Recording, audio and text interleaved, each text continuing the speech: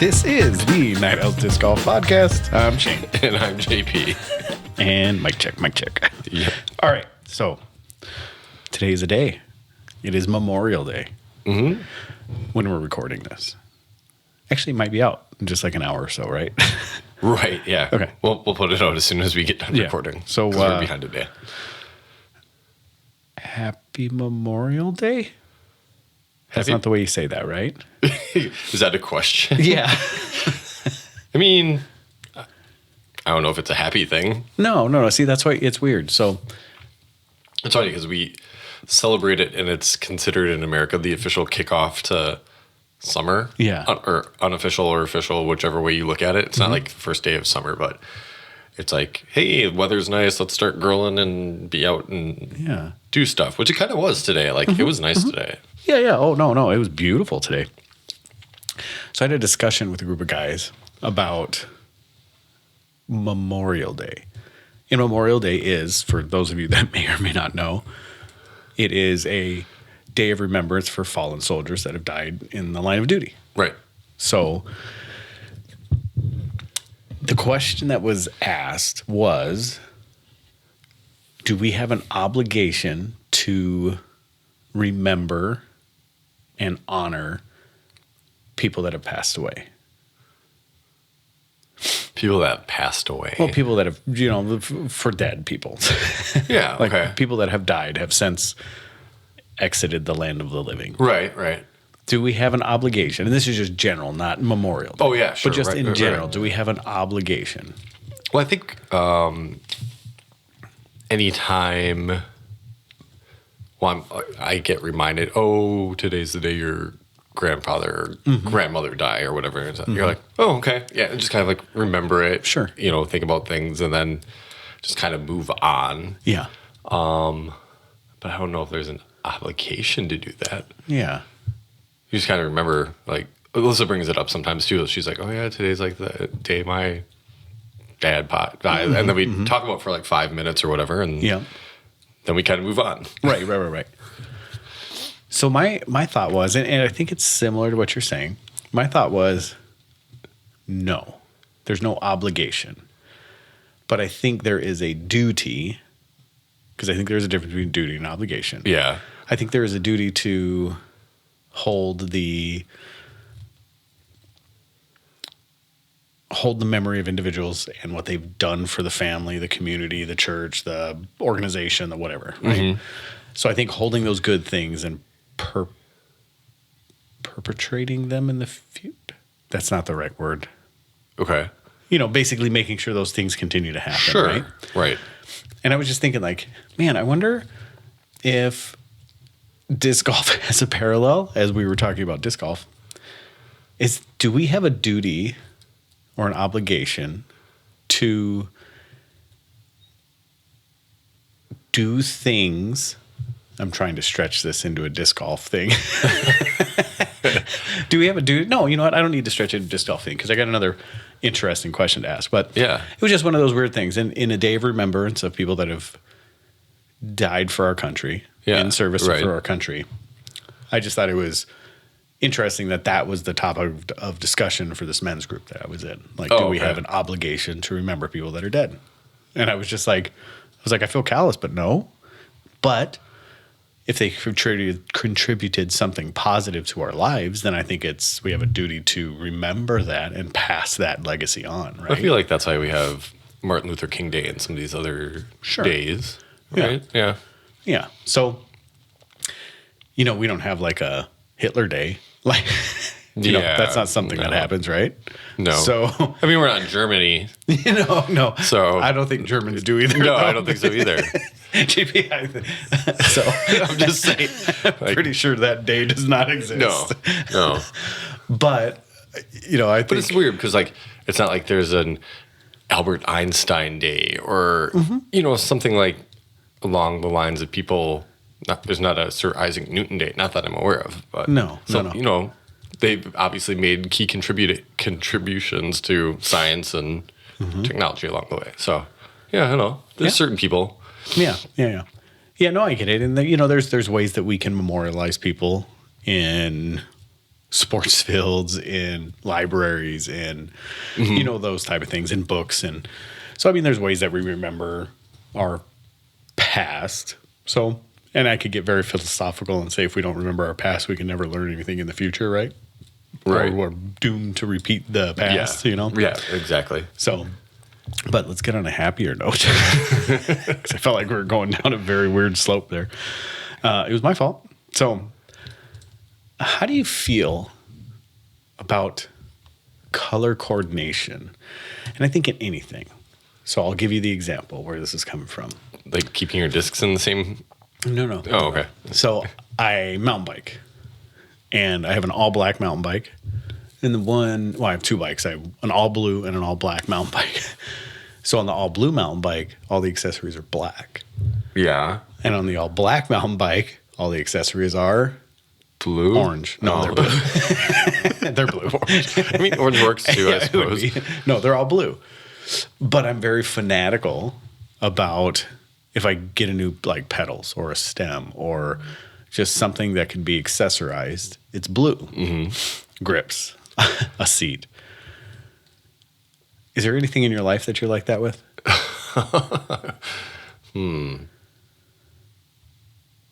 No, I don't. Not that I can really think of. I mean, I will try to match shoes with an outfit so that they are okay. So, like the high heels have to match the underwear? Or yeah, right. Something like that. No, wait. Do I? Sometimes. Well, I'm particular sometimes about when I'm playing sports. Like if I'm playing volleyball or soccer, I will match. I will make sure. I try not like color coordinating, but I don't want to clash. Okay. Right. So like if I wear like darker shorts, like I wear like a navy shorts or something, I don't want to wear another like blue top. I don't want to be like color blocked. I want to wear like something lighter that's also stand. It's kind of. I don't even know what that means. Just so you know, color blocked. Color blocked? Yeah. It's like where you wear the same color and you just look like one piece of. Okay. Okay. I think that's what color blocking is. It's like you're very one tone or one shade of. It's very color. Like velour suit. Is that what you're talking about? Like okay. Like the jumpsuits or whatever, the sweatsuits. Something like that. So I want to make sure, or if I'm wearing a certain pair of shoes, I want to make sure that I have some socks that like match up. Sometimes that like the sock color matches the shoes. Okay. God, I wish I had any concern at all at what I wore. I just don't. I mean, I'm not really that concerned, but at the same time, sometimes I am. It's funny because I don't even think about it. Like, I have a Carhartt shirts. Yeah. And I have a couple different colors. Right. And I have pants, a couple different colors. And I don't think I ever think about I just grab what's on the top of the drawer. Okay. And then whatever's on the top of the shelf with the pants or shorts. So I never think about that. But when it comes to mountain biking, very much so. Okay. So I get it. You know what I don't get? When people have a one color bag. Oh, okay. Like all pink, all blue. Yeah, like all pink, all blue, whatever color. I don't get that. I don't know either. Because there are a lot of times where a perfectly suitable disc will be in a shop and said shop may not even have that color, but it's an awesome disc for you, right? Right. But you're like, oh man, it doesn't have the fuchsia that I'm looking for, so I'm not going to bag that disc. But this disc has it. Yeah. And they'll pick that disc just for the color. Or they won't buy it until that color comes in. Oh, wow. What is the purpose of an all single color bag? Is there any benefit for it whatsoever? I don't know if there's a purpose. If somebody's colorblind, I could see maybe a color sticks out better than another color. But then at the same point, if you're throwing all the same color, you get your discs confused which one you're pulling out of your bag. Unless you're looking at stamps very closely. Yeah, you have to look at stamps. You have to look at stamps. Yeah. But I don't know if it's a superstition thing or it's just a preference. Yeah, I mean, I know there are some people, like Kevin. Kevin threw an all pink bag. Yeah. I believe Kevin Shop. Yeah. Yeah. Yep. I want to say, and I'm sure I'll get a text really shortly after Matt listens to this. I think Matt throws an all blue bag. Oh, he might. At least he did at one point. Okay. No, I know he doesn't throw an all blue bag because he does have a Comet in his bag that's purple ish. And by the way, he's throwing it really well. He's almost aced twice with it. Really? Yes, it is a game changer for him. And he won't admit it. Nope. Oh. So, oh boy. Here's something to be said about comets. They are a game changer. Quite literally. He has a higher rating than he's ever had in his life right now. That is true. He did say he reached an all-time high rating. With a Comet in his bag. Oh. It's the very first time he's ever been rated higher than me. Yeah, I'd like to point that out too. Interesting. With a Comet in his bag. With a Comet. So just so you know, comets are awesome. With that being said, stop worrying about the color in your bag and just buy the discs. And to tell you the truth, I almost don't like it when I have the multiple discs of the same color. Multiple discs that have the same color. Sure. Because there'll be times, like I remember one time where I pulled the disc out of the bag assuming it was something just by color, grabbed it, threw it, meat hooked. I was like, what? That was supposed to be a... Okay. And it was just the wrong disc. I know I definitely have some discs in the bag that are close to... Like I bagged it was a Pioneer. It was a first runner, like a Trilogy Challenge Pioneer at one point. Mm-hmm. And I also had an FD2 in the bag. And they both have the same color blue stamp as well. Oh, okay. And very similar profiles too. Very similar, yeah. One's a 7-speed, one's a 9-speed. Mm-hmm. But yeah, I remember getting those confused a couple times because they were very similar reds at the same. Yep. You know. Yep. Yeah. Yep. But yeah. I don't think I have too many other discs in the bag that are the same color. I maybe have like one or two red, one or two blue, but they're not the same blue. Mm-hmm. White. Definitely a couple different color greens. Mm-hmm. Yeah, I try not to bag too many of the same color. Yeah, I just, whatever feels good in my hand and whatever looks good when I'm sitting there shopping. Yeah. That's the ones I'll grab. Yeah. Well, now it's different too because I have a couple of MVP or Axiom discs in the bag too. So it's, the rim's a different color compared to it being all the same color. Yep. I think I only bag one of those. Okay. One MVP Axiom overmold of sorts. Yeah. So. All right. Well, doordisc.com. So door_disc_golf and night_owl_pod. Those are our Instagram handles. And like I said, doordisc.com, where you can buy all your disc golf needs. And we do ship everywhere in the continental United States. And for a little more, we'll ship anywhere else too. And we do have it set up if you would like. But just as a quick recap, the dynamic disc, the Bitcoin bonus to Ricky Wysocki is now worth $687,000. That's quite the profit. Yeah. Well, yeah, it's funny. The other day, it was originally $250, but Ricky put something out, I think was it on Instagram? No, I think it was on Twitter, X or whatever. He's like, so do I, sell any of this or do I keep holding it? And everybody's like, keep holding it. Yeah. Because it did hit an all-time high the other day. It hit like over 110,000 coin. And somebody's like, well, just sell off the original 250 and let the rest ride or something like that. Or was it sell off the rest and just keep the 250 and let that ride? I forgot what it was, but sure.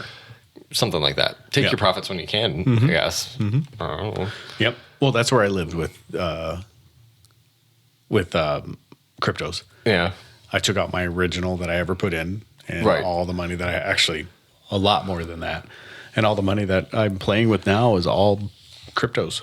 It's all unrealized, income. So it's not my money. I'll throw up the air quotes. Sure. I'm playing with someone else's money, with the house's money now. Right on. So it's pretty fun. All right. So we'll go through a couple more, but I got another question for you. Okay. I want to talk about what is brand loyalty and how do you bring something back? Because we have two major companies that used to be pinnacles of disc golf and now maybe not, and they're both trying to come back. What is it that will bring them back? We're going to talk Konopište and the Kayak, right? Yep. So, a little bit. With that being said, here we go. What is your favorite shot in disc golf to throw? Ooh, favorite shot to throw? Yes. I just like to throw. I don't know. I don't know if it's a shot, but I like throwing. It's approach. I like throwing approach shots. I don't know what it is. So are we talking like anywhere between 100 and 200 feet or? Yeah, or even like see, here's the thing is I like throwing the zone a lot. And I will throw the zone anywhere from like 250 in. Okay. Pretty much. That's just a comfortable distance. I don't feel like I have to get it on it really hard. I could probably find another disc to do that. But I feel very comfortable. It's my favorite disc in the bag right now. So, yeah, forehand, backhand. Forehand, definitely not as far. Like, I can't forehand it as far, but I do feel comfortable forehanding it. Okay. But for whatever reason, I feel comfortable, like 200 in. Okay. Throwing approach shots. I don't know. Yeah, mine is an approach, but not really.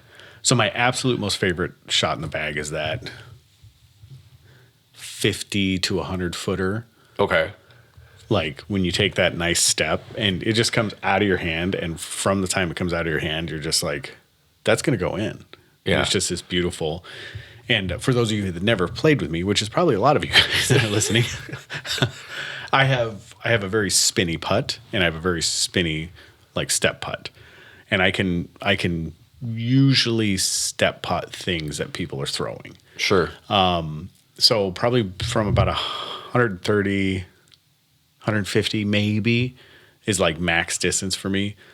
But I'm confidently putting it within a couple feet, traditionally.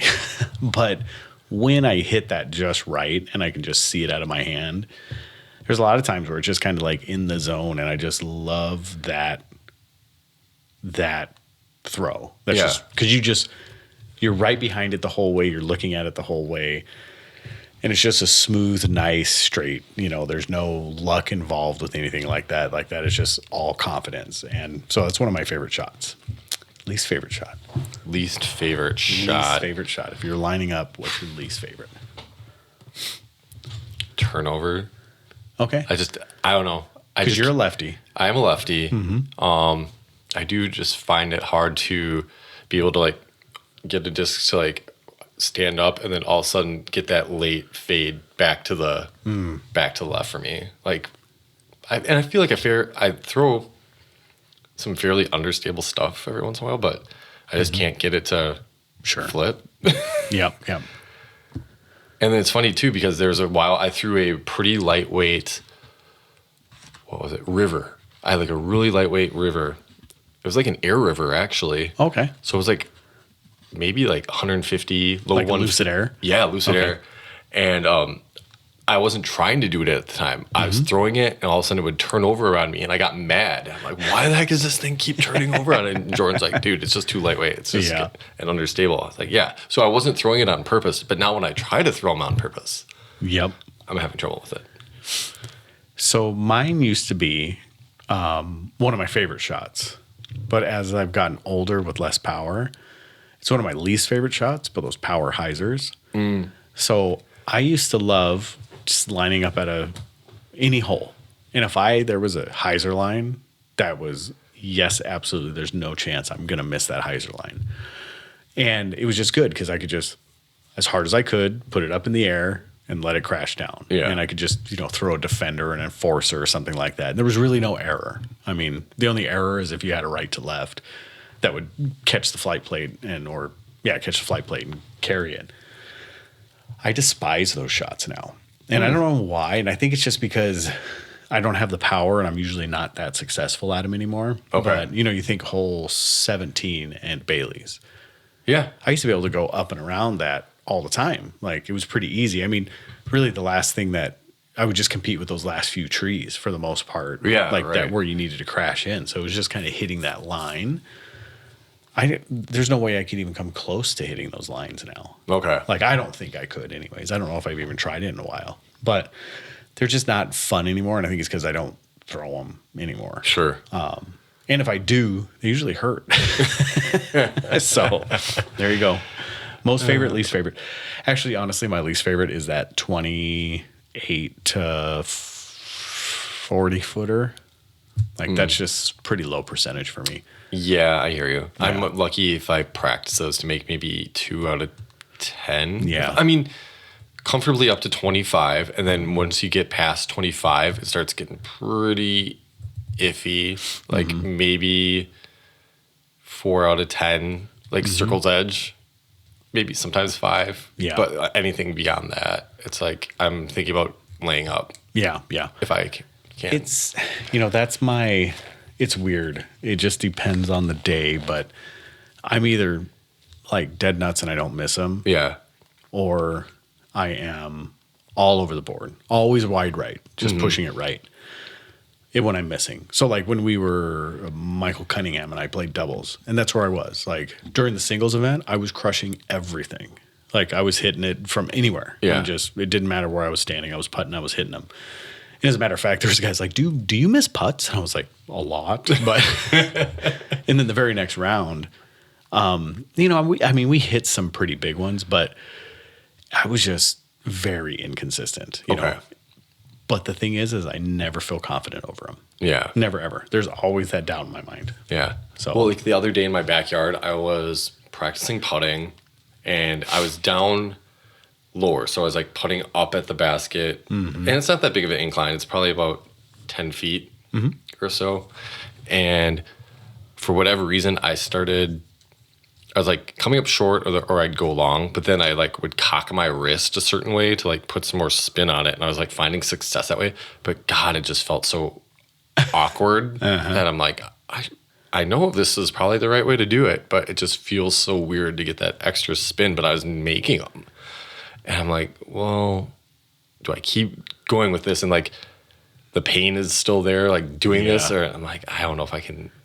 But in the back of my mind, if I know I can make them from this distance and I just have to do it at that, kind of mess with the putt I don't know. It's weird. Oh, it is. It is. It is all about confidence because there was a point where I hated windy putts. And just through playing over years and years and years, and then also hearing Jordan say over and over again, like, oh, I love windy putts because I'm a spin putter. I love windy putts. And I'm like, dude, I'm a spin putter too, but I hate windy putts, Right. But all of a sudden something just locked in. And I could care less about wind anymore because I putt so hard and I putt with so much spin that it rarely affects my disc. Unless my nose angle is wrong, it rarely affects my disc. But that's that, like, when you talk about putting, the more spin I can put on it, the better I feel. Sure. And the more confident I feel. And if it starts coming out a little limp-wristed, like, that's when I know I'm going to have a bad day putting. Yeah. But like the other thing I was messing with too for longer distance was Annie putts. Oh, yeah. A little bit of because little Yuli action. Yeah, and who else did that? It was Dan, Hippie Dan. Oh yeah. Like he would Annie putt a lot and just make them. He's so good. He's old school good. He's old school good. Yeah, he is. He's old school. And so I was just messing with him the other day. I was like, okay, I could kind of see doing this, but it's like it's weird because I feel like if I put any just slight wrist action, I'm like, okay. But if I put any more, it's just gonna sail off. Yes. I'm like, I don't know. Yeah, that's a touchy shot, and you kind of have to throw that up from your chest, those Annie putts. Yeah. And I'm more of like from the belly button. Yep. Yeah. But so there you go. Yeah. All right. Last one. This is my last, and then we'll get into the tournaments. What in your mind can bring the nostalgic brands, and I'm going to say Prodigy and DD, these are the two I'm talking about. Okay. Can bring the nostalgic brands back into favor with disc golf?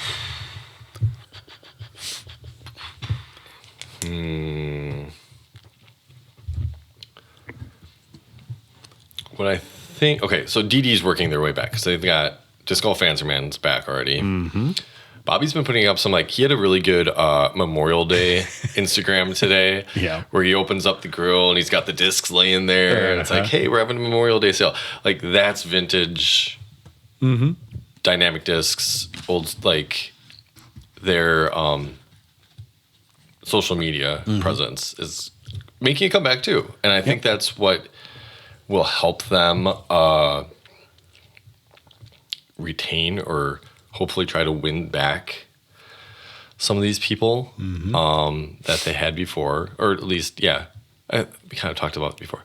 But with Prodigy, see, I was never a big Prodigy guy. Like, when I first started, I could care less about Prodigy, even though, you know, they're the ones that got contracts going and they're kind of the first to do a lot of things.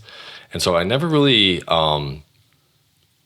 bought into them. Because you started really playing, like paying attention playing post Prodigy breakup, right? Yeah. So all the big names were vacating Prodigy at that point.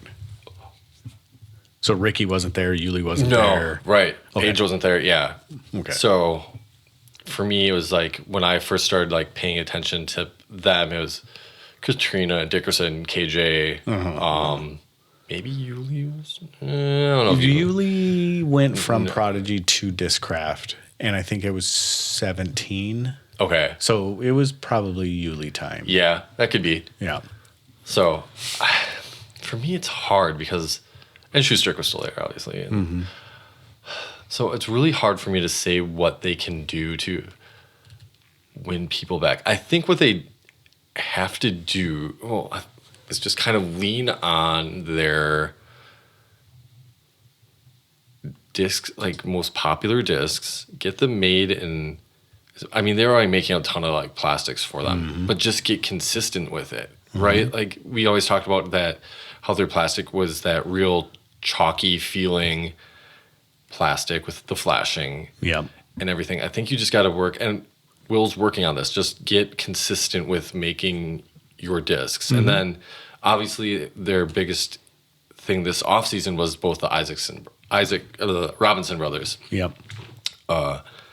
leaving. So you need to have players there who can be successful with your discs, help promote your discs, and have some longevity, because it just seems like they're a farm system. And maybe the Go Throw tour is a step in the right direction, like getting your name out there with a tour, promoting it that way.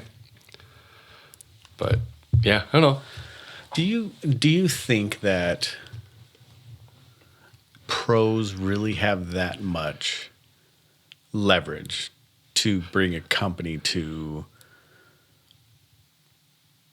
popularity? Sometimes I do. Think so? Yeah.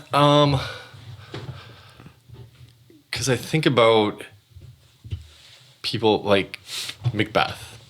His name was synonymous with Innova for a very long time. And it was, okay, can I get Macbeth AVR, McPro AVR, or anything with Paul's name on it, or, Climo with Innova. Casey, yeah. Yeah, and then now, I think you look at, it was Sexton and Germ. I think now Calvin's kind of getting into that realm where people are like, okay, Calvin Destroyers, those are really good. So I think there are staples within the company with certain discs and certain people's names on them that help drive sales for those companies. Sure. But I don't know if it's necessarily the pros themselves. It's like runs of discs and things with pros' names on them that people are desiring. But I don't know if it's actually the pros themselves. No, I think we've said this over and over again that I think both you and I have said this, that there's very few people that are needle movers. Right. Macbeth is an obvious, and it's not obvious to some, because if you started golfing after 18, you didn't see the impact Macbeth had for Discraft. He went from Innova to Discraft in 2018. And in 2018, Discraft became the highest grossing disc golf company ever. and I think has continued that streak. And now they are purchasing or partnering / sponsoring every big name there is because they saw the Macbeth effect. Right. Macbeth made Discraft. Now, Discraft, let's put a pause on it. Discraft was in no danger of being shut down or going bankrupt, or there was no worries. Right. Discraft had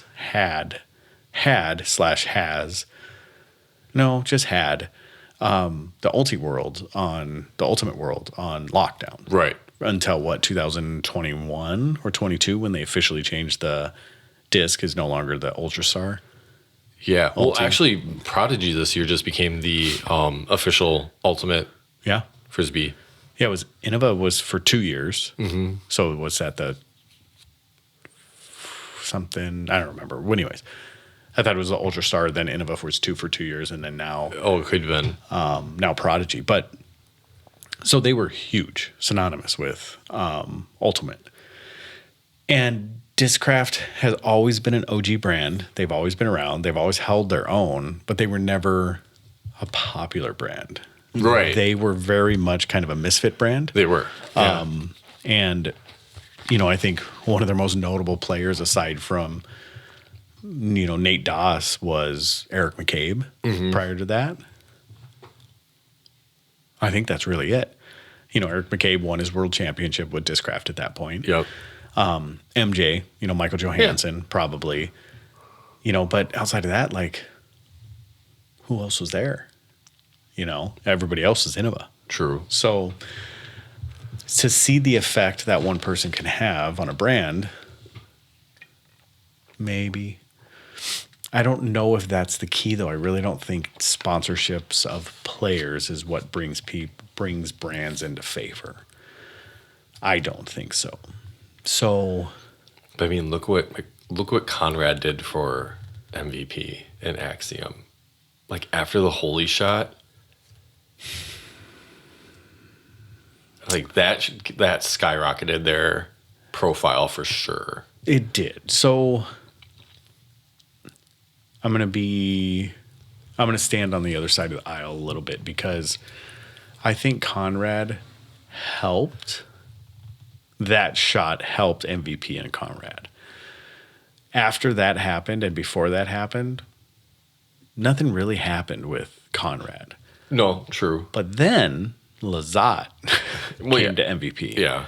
And that's where the big changes, I think, happened. And even Hokum didn't really move needles for MVP. Yeah. So, there are those unicorns like Lazat. Okay, here's what I'll piggyback off of that for a second. Mm-hmm. I think what happened was Conrad pushed them to a certain level, and then the Lazat level increased with him being there. Mm-hmm. The Eagle thing, they just kind of maintained it. He hasn't really done much to sway anything, I don't think. But him being there has just kind of helped keep that level. Yes. But them staying flat with the market or staying flat with their sales in the market tanking is a huge deal with McMahon. And, I mean, that's a big deal for them. So I would say between, Discraft and MVP and Innova's always going to kind of stay up there, I think, because they're kind of the godfathers of disc golf, But that may or may not happen. I mean, I think we've said that before, that Innova has made some choices in the past, and I think they haven't really changed their point of view on how they sponsor people, that I think they'll slowly fall out of favor. Not as quickly as DD or Prodigy, but I think they'll slowly fall out of favor. So here's my thought. I believe that the popularity of disc golf manufacturers outside of the giants, the three we just mentioned, I believe, in my humble opinion, comes from grassroots. And I think grassroots comes from street teams, essentially. Sure. Right. I think sponsoring pros is awesome. I think sponsoring the average Joe is probably a little more powerful because of quantity, aside from the $687,000 in Bitcoin. Sure. You know what I mean? Or helicopter. So yeah. I believe that if you put your name on the back of as many people as you can, AKA Lone Star, you will get popular very quickly. Now, what you do with that popularity is a whole different story, but I think you'll get popular very quickly. And I think DD and Prodigy were both two very prime examples of that. That happened about the same time. So that 2012 to 14, 15, 16, both DD and Prodigy were up and coming. Prodigy fell off quicker than DD did, and then DD fell off sometime around 2021, somewhere around in there. Well, it's sad because it was the time when Bobby left, and then they started cutting things. Like social media was going downhill. They cut the DD squad, which was like their program for, people to earn like points and rewards and all that. And I think some people were I don't know if people are upset about it, but it was a way for some people to they would give you quote unquote like prototype discs, in some of those, like by earning so many points or, whatever. Yep. Yeah, it's funny that you mentioned Lone Star before, because that seemed to have backfired. Oh, it sure did. Because, man, I don't remember how many, they had the thousands, or I don't know how many people they put. Yeah, they had numbers of that first Ranger team was like 1,500 people or something like that. Something like that. And then they sponsored the dog. But because I rarely hear anything about Lone Star anymore. Nope. Here and there about maybe putting out a disc or something, but other than that, nothing.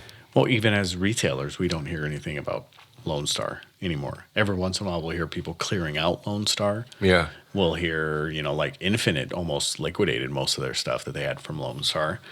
But Infinite's been kind of liquidating everything because they over-ordered and sure they're doing crisis prevention right now. But yeah, it was brilliant. It was brilliant. It's just once they had that captive audience, they didn't do very good with it. Right. They didn't do very good with it. They lasted, maybe 2 years? Yeah, because I mean, they're still a company. They are, but because I remember when they came into the shop, the hype was very much there for them. Oh, it sure was. I bought a number of their discs. I still have them. I just don't throw them. I still throw the Lariat. Okay. I still throw the Lariat. One of these days I will, once I lose it, I'm not going to replace it with a Lariat. Yeah. But I love the Lariat. It's one of my favorite discs of all time. So when we brought in Lone Star was real. Lone Star was the hype. But we were one of the first people in the nation to ever carry Lone Star. And Lone Star got big real quick, and they forgot the people that brought them to popularity. So they kind of denied all the little guys that were helping them get their grassroots movement. And then when all the big retailers started picking them up, they kind of just was like, well, this is what we need. The rest of you guys, you got to go somewhere else to order our discs. So for us, we made a couple large orders, and then we were just like, this is stupid. I got to buy 300 discs. And that very quickly changed. I think I complained about this on air a couple times. And I think some of the choices they made, instead of supporting the people that helped them get there, like you dance with the girl you brought, you know what I mean? Right. They found something new, prettier, and shinier and went that direction. And the girl she brought was nowhere to be found at that point, So it was pretty sad. But in also talking with brand loyalty, I think that maybe with Prodigy and DD kind of fading a little bit, I think they probably still held on to their most loyal fan base. And there's a lot of Fairweather fans that probably just kind of jumped ship.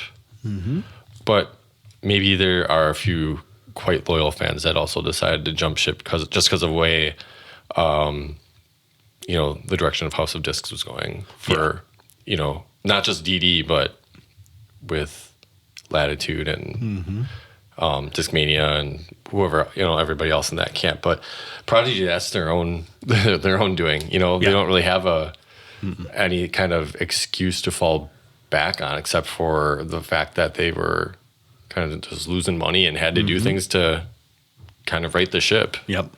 They were just making bad business choices and putting people in positions that didn't need to be there. Yeah.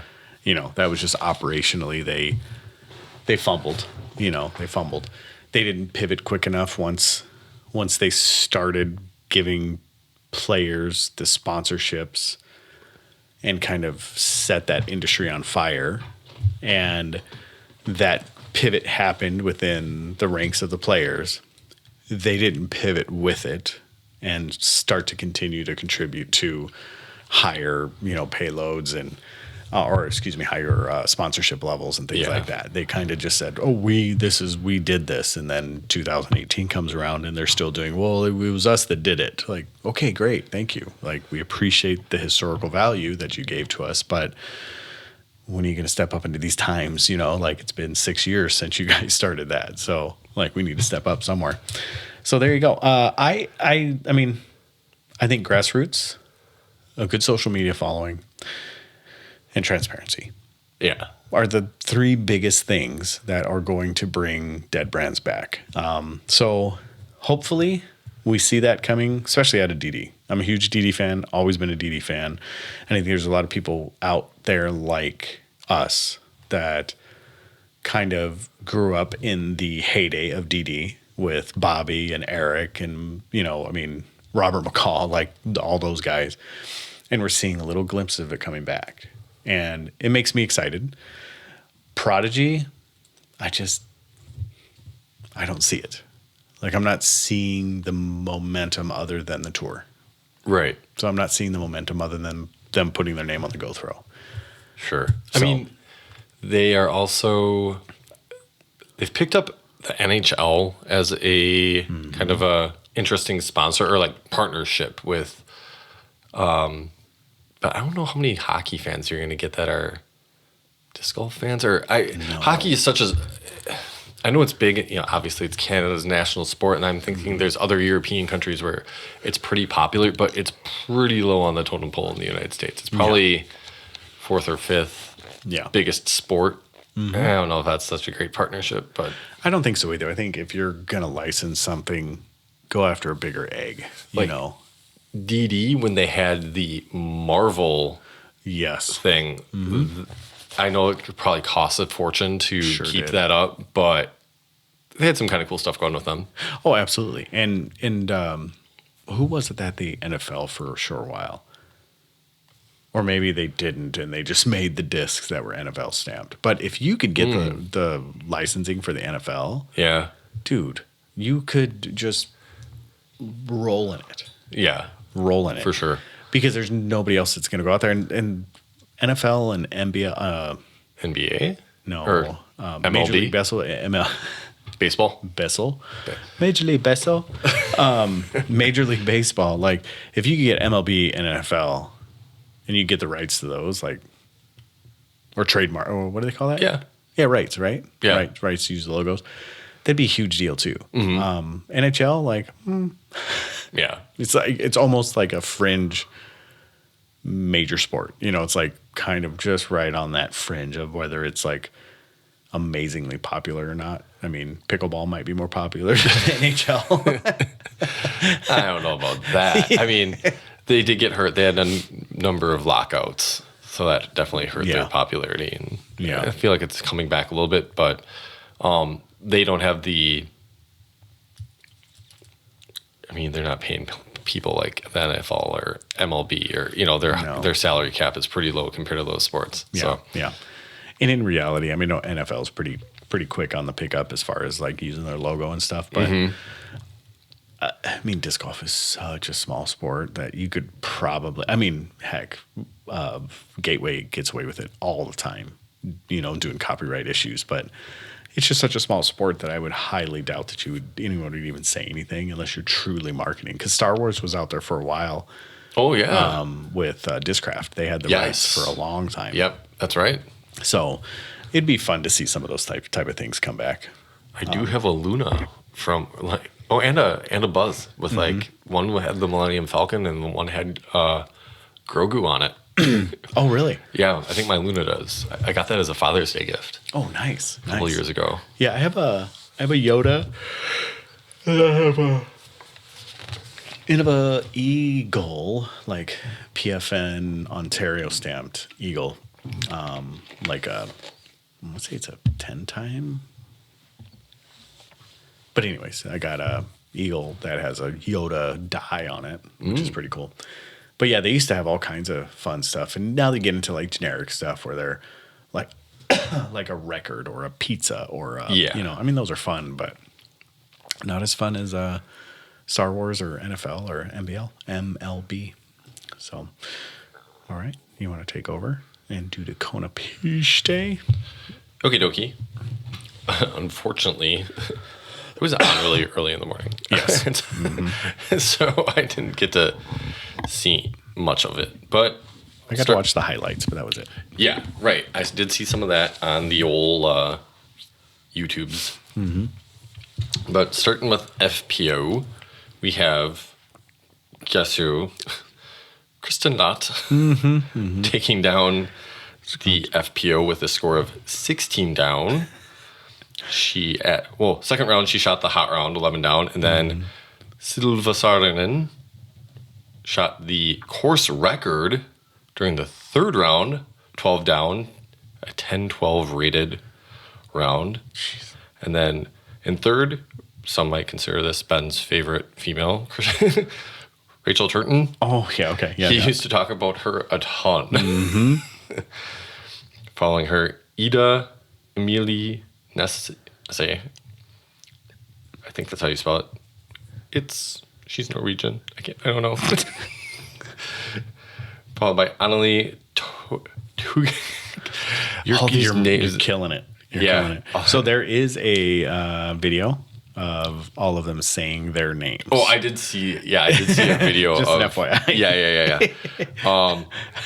Sixth place, Anniken Sten, Jenny Karpinen, Katie Tati, Julia Fors, and Christiana Jersikova. That's the top 10. All right. Nailed it. Got it.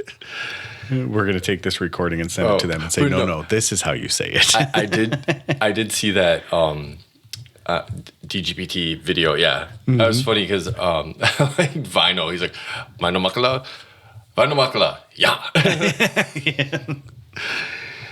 And then, it was Silva, like, it's funny to hear them all pronounce their names. And you're like, we just totally kill them. Yeah, we butcher them. Yeah. We butcher them without a doubt. All right. And then MPO was... That's why most of the J1 students and like foreign students, like H2B workers and stuff that we bring in, they always like, my name's Frank. Your name's not Frank. What's your name? And they just say it's Frank. Yeah. Okay, just to make it easy. Sounds good. All right. Okay. Taking down the MPO was Mauri Villeman with a 27 down, and he is the first Estonian to ever win an Elite Series for MPO. Dang, really? Yes. I forgot where I heard that, but yes. That's impressive. And then second place, Lauri Lehtinen. Third, Nicholas Antala. Tied for third, Teemu Lampinen. Cool. I can like hear the tilde in your voice. Yeah. Keep going. Tied for fifth, Juna Heinonen.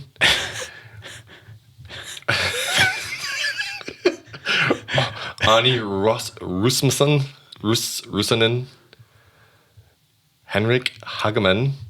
Nestori Tukkanen. Dennis Augustin. Severi Saviniami. Oh my God. No, that's not how you say it. It's probably not. Anyway, Vino came in 13th. Mika Leko. Anyway, okay, that's enough.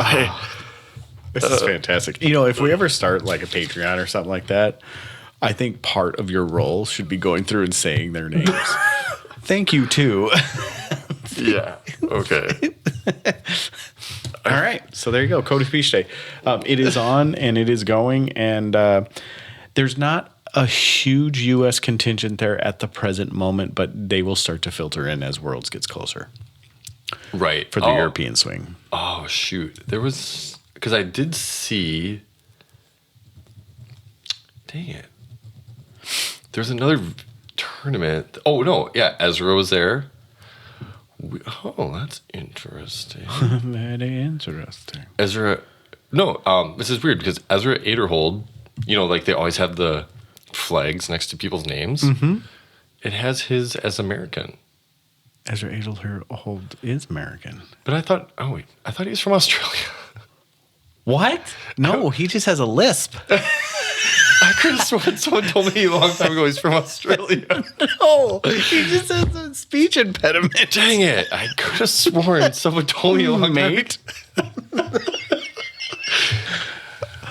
What isn't... Oh, my God. I am such a fool. He's from Said he's from South Dakota. I was thinking Wyoming for something. I could have sworn someone told me a long time ago he was from Australia. Huh. Man. Well, we're definitely not cutting that out. All right. Anywho, well, that was fun for 10 minutes or whatever it was. Mm-hmm. Mm-hmm. Okay. Anyway, it's hard because the Kayak Point isn't on PDGA because it's not sanctioned. Yeah. Anyway, so winner of the Kayak Point Showdown Go Throw presented by Prodigy, Gannon Burr. Ooh. 18 down. Mm-hmm. He edges out Adam Hammis, Dallas Garber, Ezra Robinson, Luke Taylor, Isaac Robinson, Eagle McMahon, Robert Burge, Zach Nash, Carter Aarons, and that's your top 10. You were so much better at those names. It's almost like I've been saying them for years.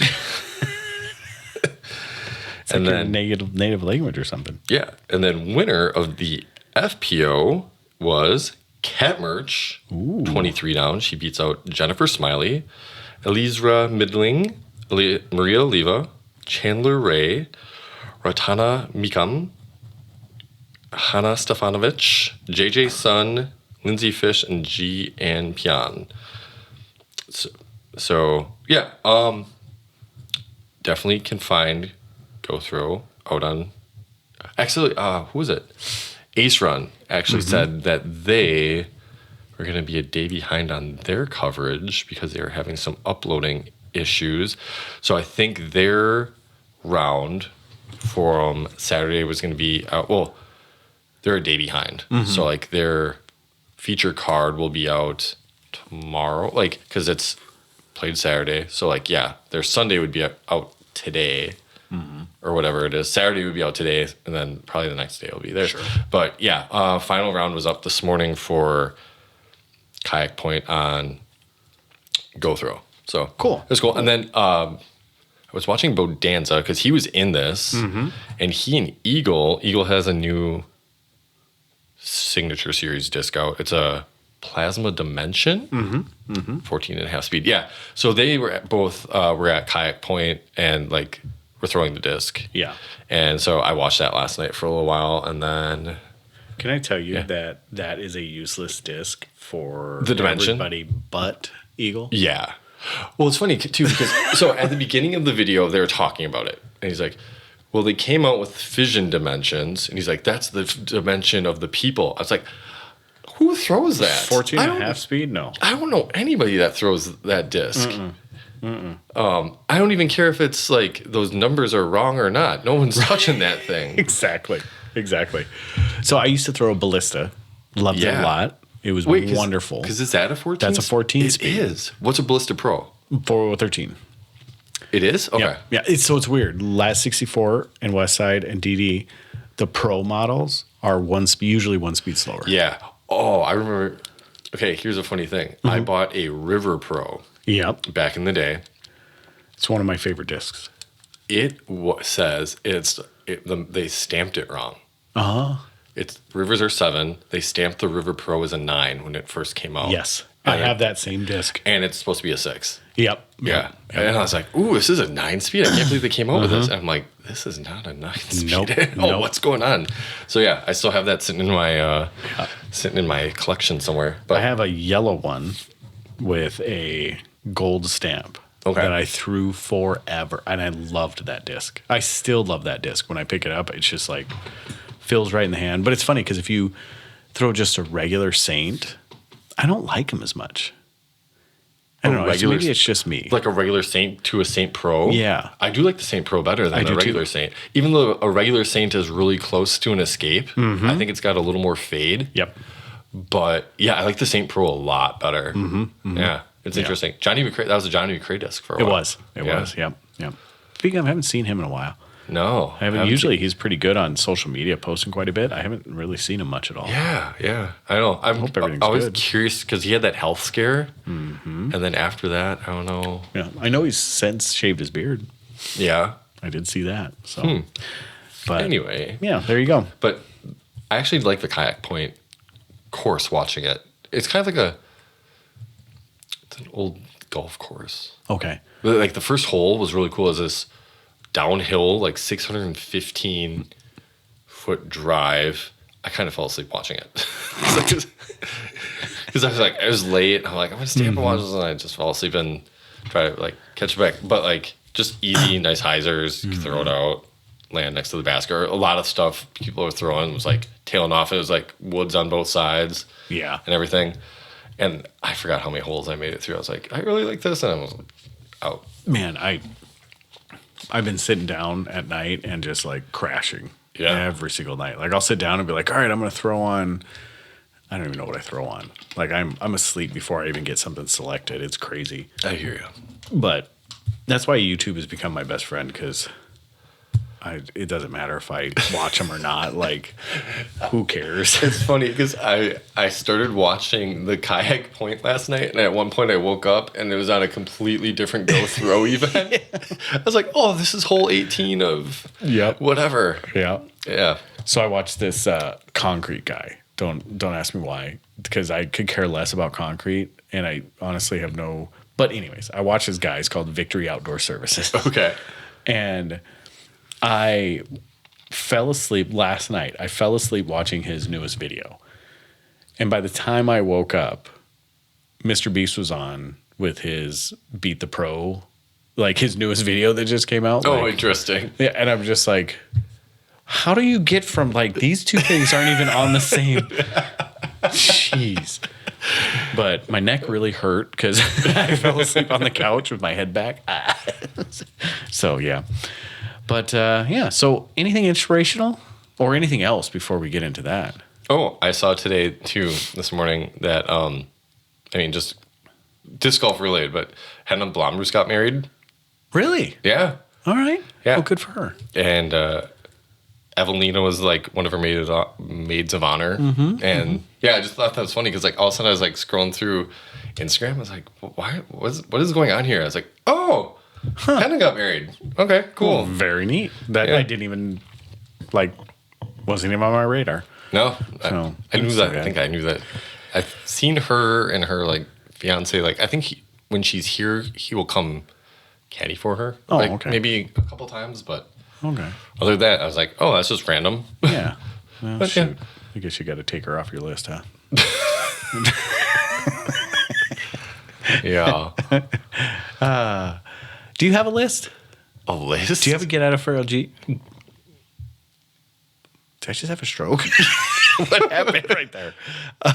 Do you have a get out of jail free list? No. You don't have like a hall pass? Really? No. Do you know what that is? Yeah. Okay. I don't either. I was just curious if you did. I have weird no hall pass. Question to ask. Well, I was just curious. Like, I don't know, because we were talking about because I was like, haha, take her off your list. I was like, oh, yeah. Because I've heard that's a very common thing. Well, I've heard that too. Men, but I've never even considered it. Because it was just one of those things like, I don't know. First of all, like, I'm not looking. Right. But second of all, like, I wouldn't know what to do with it anyways. Like, you've been with the same person for 20 years. Like, I don't care. I don't want to try again. Like, you know how hard dating is? Right. Like, no. Yeah. I don't want to do that again. Hey, I'm interested in you. Yeah. Hey, great. Yeah. See you later. Sweet. Bye. Oh, why was it so much easier when you were a kid? Because I don't know if it was that easy. I don't know. I feel like it was easy. Yeah. I don't know. Yeah. I don't remember trying, I guess. Okay. I remember just kind of like happening. Like, sure. Definitely like middle school age. You're like, hey, I like you. Hey, cool. Okay. I kind of like you too. And then that was it. Exactly. Yeah. But I never really dated. Your friends would make fun of you for a little while and then you were done. Yeah. It lasted a couple weeks. Mm-hmm, and then like, okay, I like this person. There you go. Fine. I remember that. I still remember my very first girlfriend, Tiffany Hassler. And if you happen to be listening to this, oh my goodness. Wouldn't that be something? It was like 4th grade or 5th grade. And I remember getting made fun of because I went to the dollar store and it was like her birthday. Yeah. And I went to the dollar store and I bought her like the dollar set of, it was like earrings and a ring for her birthday. And she thought it was the coolest thing in the world. And I still remember it like to this day. And it was one of those weird, like I gave it to her dad so her dad could give it to her. It was just one of the very first moments of a girl that I ever remember in my life. You know, like right nothing super like romantic or anything. Yeah. It was just one of those like moments of a girl, like where I actually showed interest in a girl. Anyways, so anything thought provoking or mind blowing? Mind blowing. No. Or inspirational. Inspirational. Wear sunscreen. You know, when you're outside, wear your sunscreen. No, because I got burnt the past couple of days. I'm like, where did that come from? It's been so cold here. No, we sat out at a baseball game yesterday. Alyssa, red. Was the UV index like crazy or something? Yeah. I didn't know that. And today, so my arms, I'm wearing a sweatshirt right now, but I got burned really bad. I was painting lines for the soccer fields today, and I didn't realize it. I was like, oh, it's kind of nice out now. Okay, it's like, I thought the high was going to be like 60. It got up to about 70 at the fields, and I got home and I lifted up my shirt. I'm like, oh, I have a definite tan line. It's like red.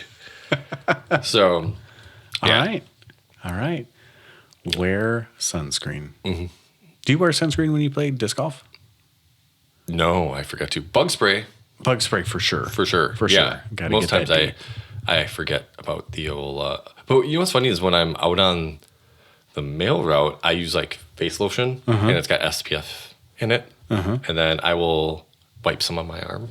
Okay. After I'm done putting it on. Just like, I still got some on my hand. Yeah. So I just wipe it on. Yeah. All right. Yeah. It's like the old guy stuff. I've never had to ever use anything, lotion, chapstick, like nothing. Well, chapstick I would, but really nothing. I mean, living in Florida, I would never put sunscreen on. Now, like I burn super easy.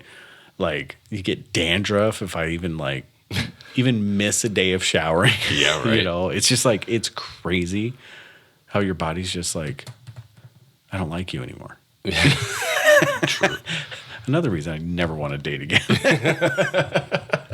With all that being said, keep it subpar and wear sunscreen.